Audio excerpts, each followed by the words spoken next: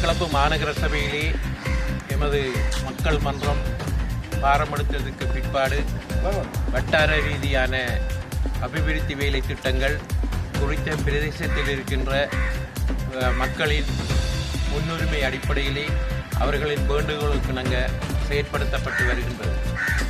அந்த வகையிலே இந்த திராய்மடு இந்த வட்டாரத்துக்கான இந்த வீதியானது மாகாண குறித்தொதுக்கப்பட்ட நிதி திட்டத்தின் கீழ் இந்த வீதி தற்பொழுது செப்பனிடப்பட்டு புதிதாக கொங்குரீட்டிடப்பட்டு மக்கள் பாவனைக்காக கையளிக்கப்பட்டிருக்கிறது.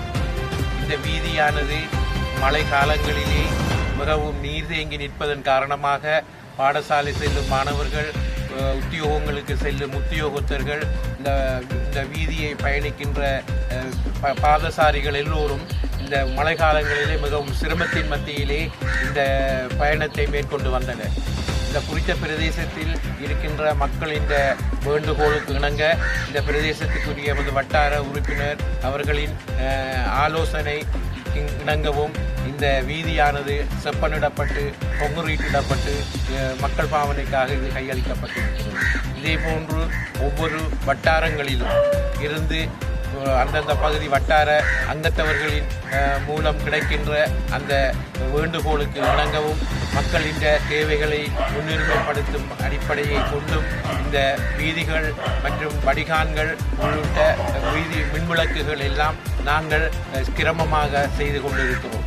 இதே போன்று ஒவ்வொரு வட்டாரத்திலும் இந்த செயல் திட்டங்கள் முன்னெடுக்கப்பட்டு முழுதாக மக்களின் தேவைகள் பூர்த்தி செய்யப்படும் என்பதை இந்த இடத்தில் தெரிவித்துக் கொள்கின்றேன்.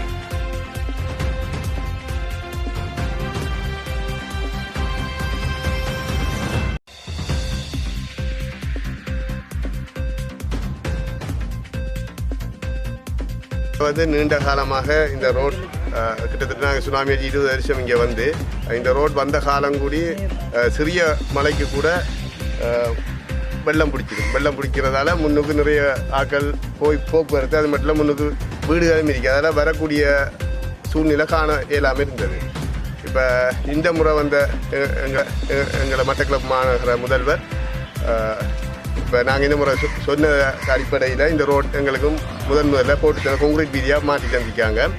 கொங்கிரீட் போட்டதால் எங்களுக்கு இந்த போக்குவரத்துக்கு நிறைய நன்மைகள் கிடைக்குது. எல்லோரும் போகக்கூடிய மாதிரி, சிறிய மழை பெஞ்சாலும் வெள்ளம் பிடிக்கக்கூடிய மாதிரி இல்லை. ஆகவே இந்த ரோட்டை போட்டு தந்ததுக்கு மாநகர முதல்வருக்கு நாங்கள் நன்றியை தெரிவிச்சுக்கிறோம்.